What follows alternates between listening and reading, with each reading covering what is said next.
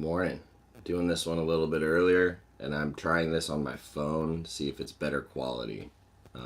Last week, we did the first carpets with coffee on my computer, and it was grainy. The audio was alright, but definitely watched it and got some feedback. So I don't have a bunch of cameras and crazy audio equipment or anything fancy like, a lot of your more established personalities on YouTube. I'm just a dude who breeds snakes, so I do this on my phone. So bear with me. But I figured, again, since school and work and life just are keeping me away from preemptively preparing content for the channel while I'm in school, we'll just keep doing this unless anybody just outright hates it. Even then, I'll probably still do it. So, good morning. That's good coffee. Um, Check this out. Santa Barbara Zoo had these really cool mugs for a while I was there. So I got a green tree python. It was the only reptile one they had. You may have seen one of these on a very old episode of Brian Cusco's personal vlog too, because I got him one so he could have green tea in his green tree. But I digress. Last week we talked about Bredl's pythons and like different speciation. And over the last few days, I've been talking to some people who are new to carpet pythons, and they've been asking questions.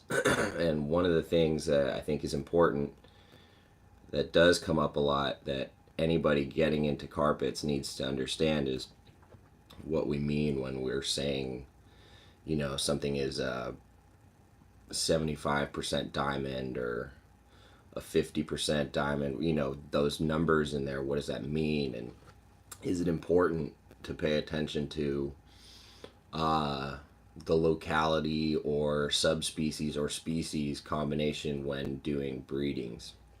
So I figured I'd kind of elaborate on that. The percentages are just sort of an arbitrary way for us to categorize an animal based on what's going on in its background, whether it's got Papuan carpet blood in it or coastal blood. It's just a way to represent the mixture if it is a mixed blood. What's up, family jewels?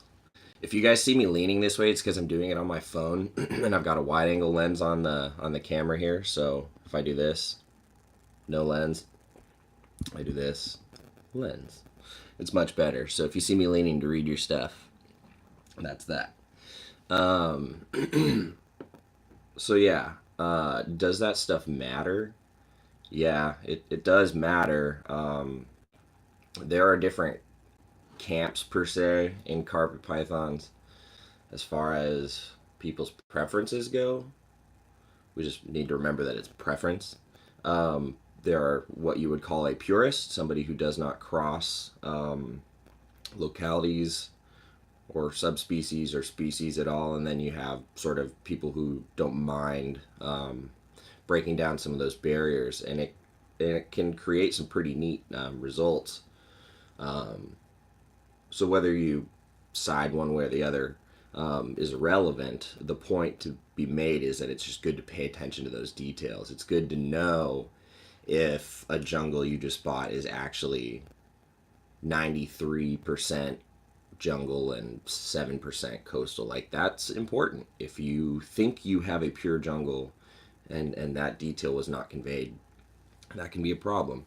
I'm not in either camp. I sort of do a little bit of both. I keep certain projects pure, and then certain ones I don't mind crossing.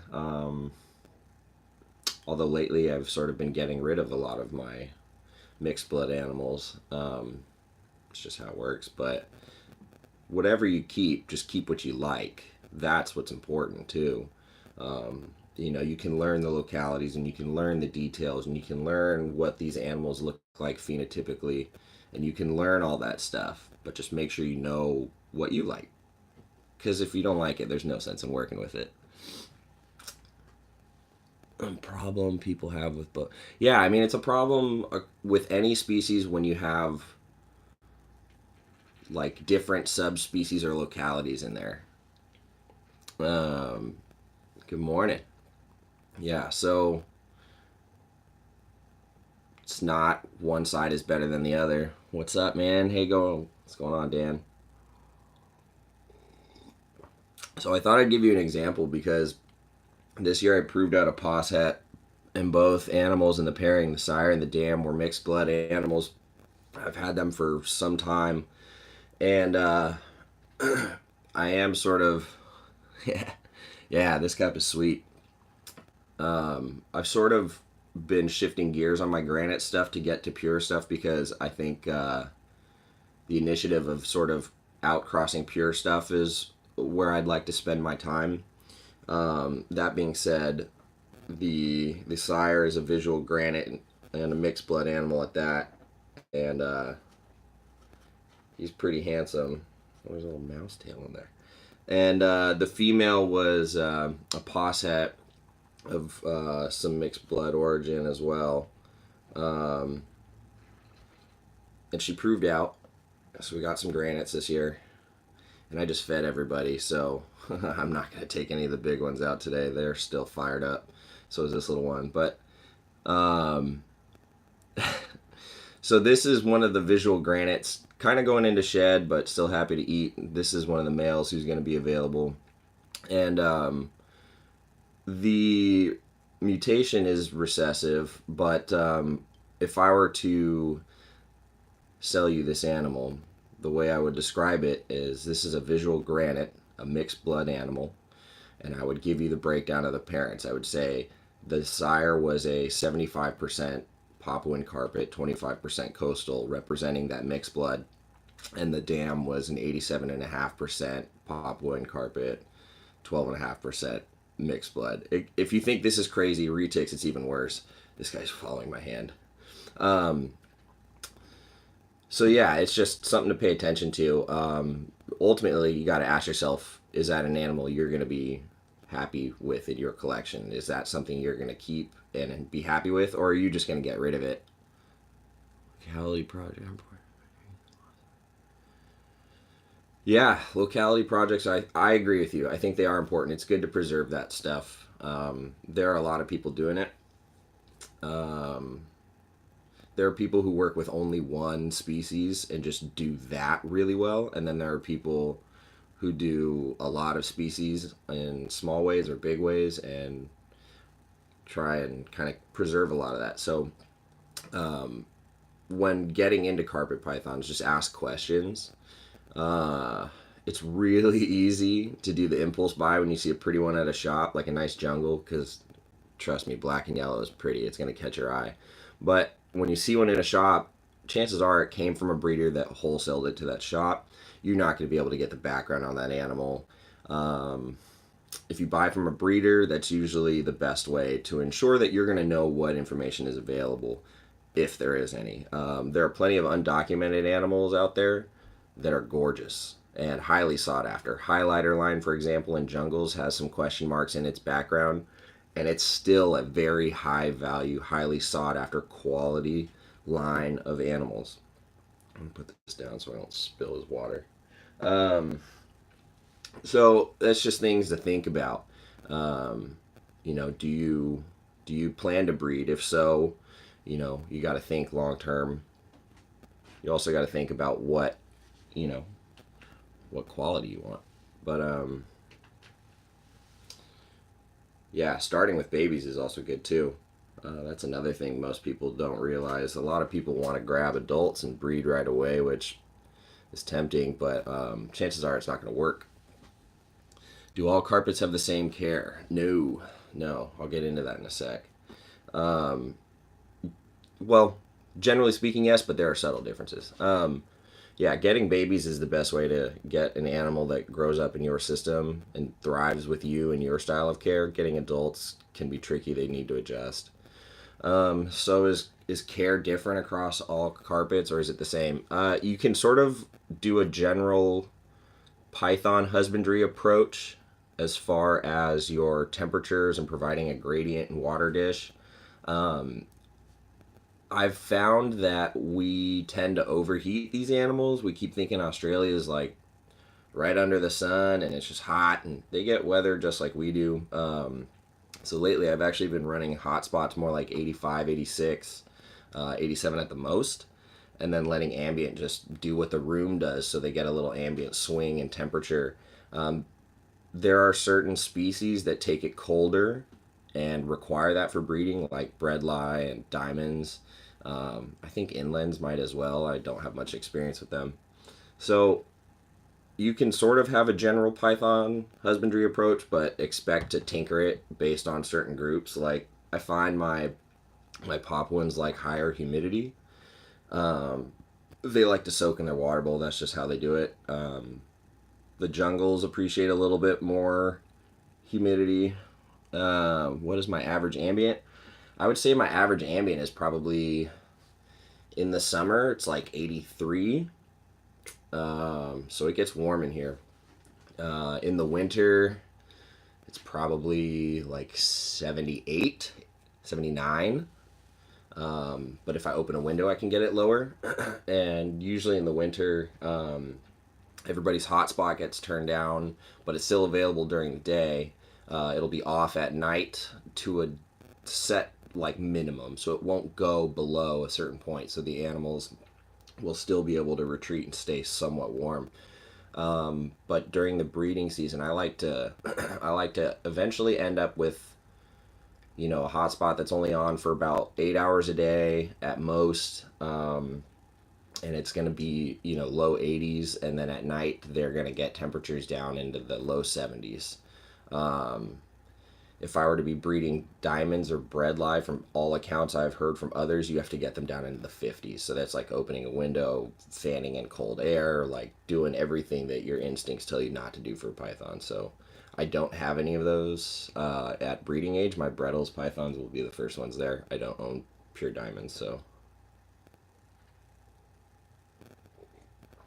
good question though. God, I'm talking too much. I need to drink more coffee. I'm gonna put this little guy away. He's just pissed.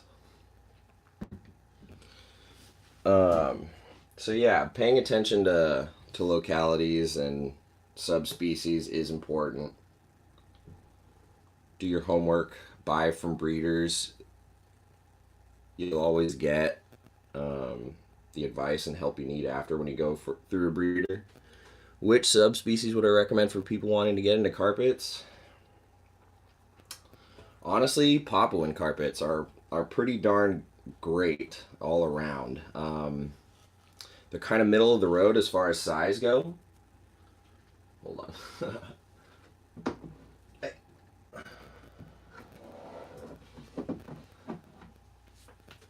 All right.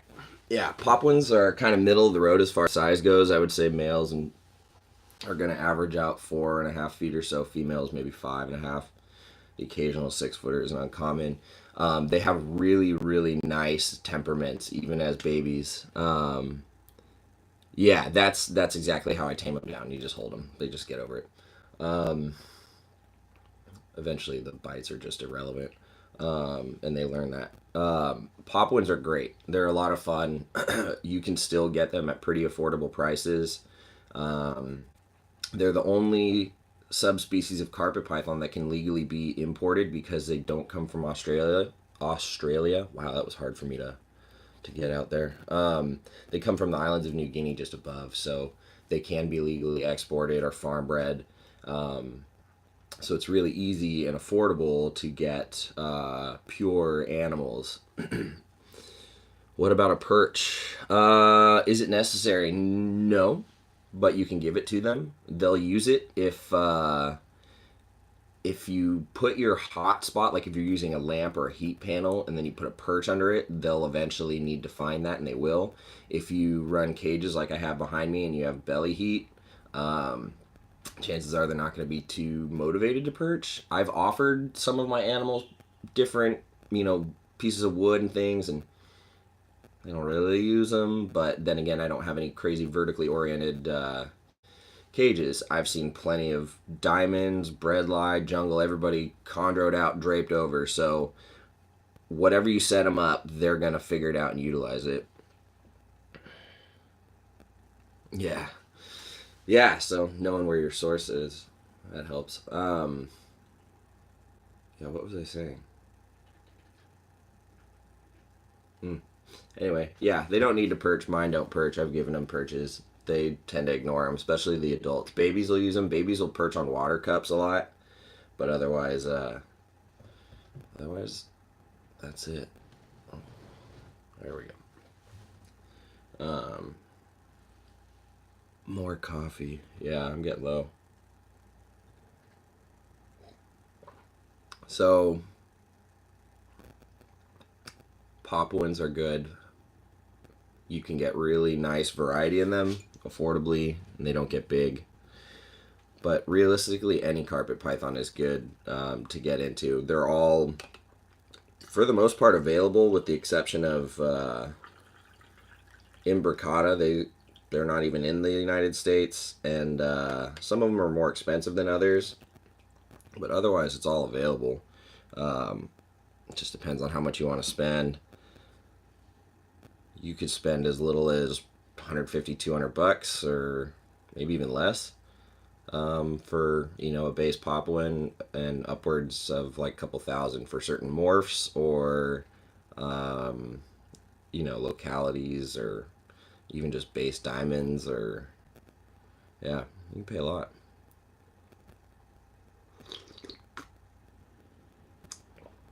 Ah, yes. What's a reasonable price for a good looking jungle? All right. I know exactly what I want to say to answer that. Um, if you want a good looking jungle that's going to stay a good looking jungle, the steps you would follow are find the breeder, research the pairings, because most of them, a lot of the jungle breeders, they share the parents a lot because that's a good indicator of the babies. So just do a quick, sort of browse around, look up a few breeders. There's a lot of them out there. Just scroll through some of the Facebook groups or the old forums, pay attention to names and find their pages. It's really easy to do on Facebook, or even the Jungle Carpet Python Facebook group, and you'll start seeing certain names of animals, and realizing there's like sought after pairings. Those are the animals that are going to stay looking good from baby to juvie to adult.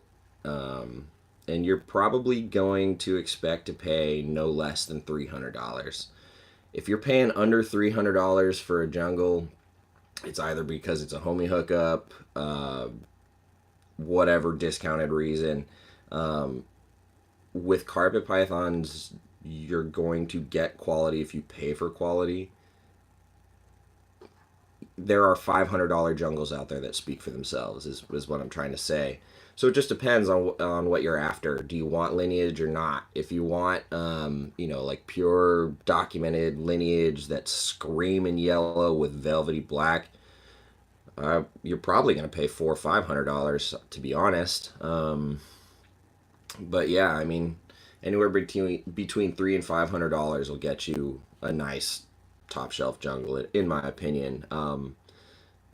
You can get $700 jungles, and you'll see the difference. But yeah, I think most of them are in that range, the 300 to 500, occasionally over five. So, and of course, adults are always going to be more expensive, proven breeders, so on and so forth.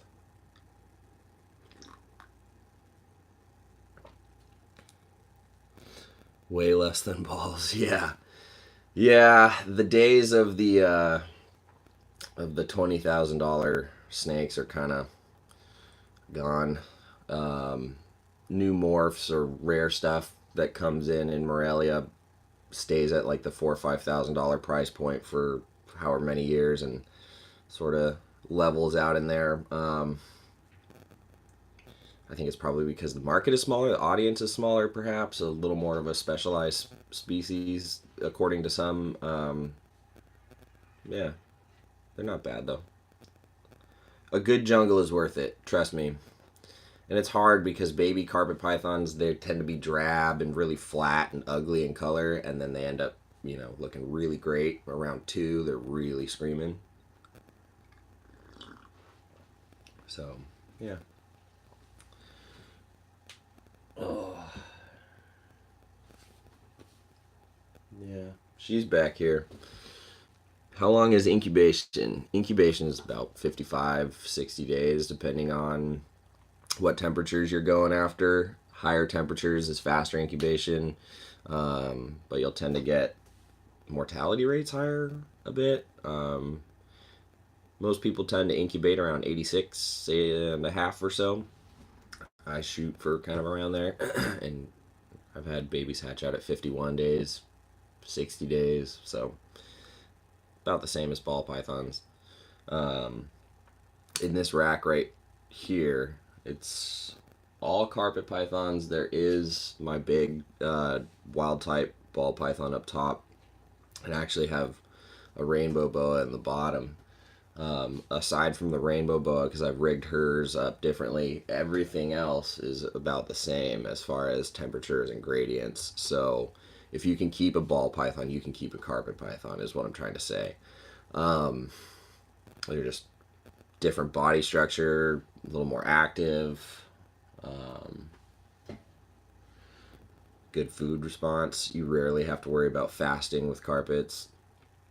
So, yeah. Today is water cleaning day for me, so I fed everybody last night. Normally I do it the other way around, so this could be tricky today. But I gotta get running. Carpets over balls, 100%. Yeah, I'm with you there. I just keep a couple, next episode, Crebos and coffee. Potentially, my female is in shed. The male, he'll probably be clear, but those are hard animals to get on camera, man. They don't sit. Tree boas and coffee. Yeah, all my Amazons are still in quarantine, so they will not be on any of these anytime soon. Rainbows and coffee. I was thinking about that. I could do like rainbows and rambles, like rambling and rainbows. I've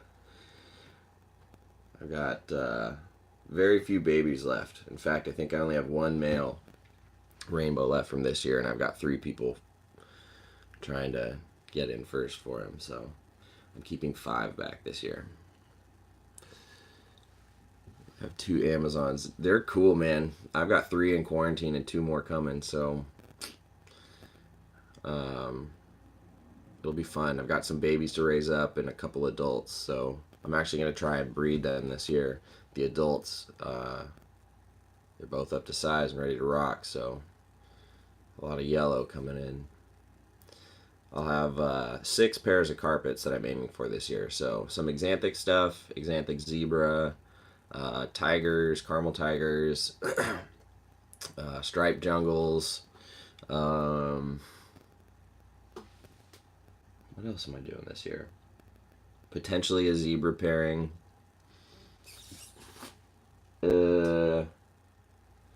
Yeah, a lot of cool stuff. So if all goes well, hopefully I'll get some clutches, more than one. Anyway, that'd be nice.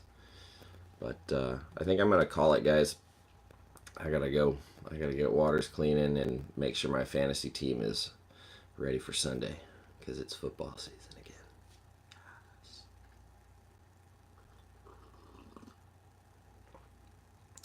All right, guys. Well, thanks for popping in, for everybody who hung out. Let me know what you think, what we want to do for next week. It'll probably be the same sort of thing. I'll let you guys know. But yeah, enjoy. Peace. How do I do this? I'm showing my age.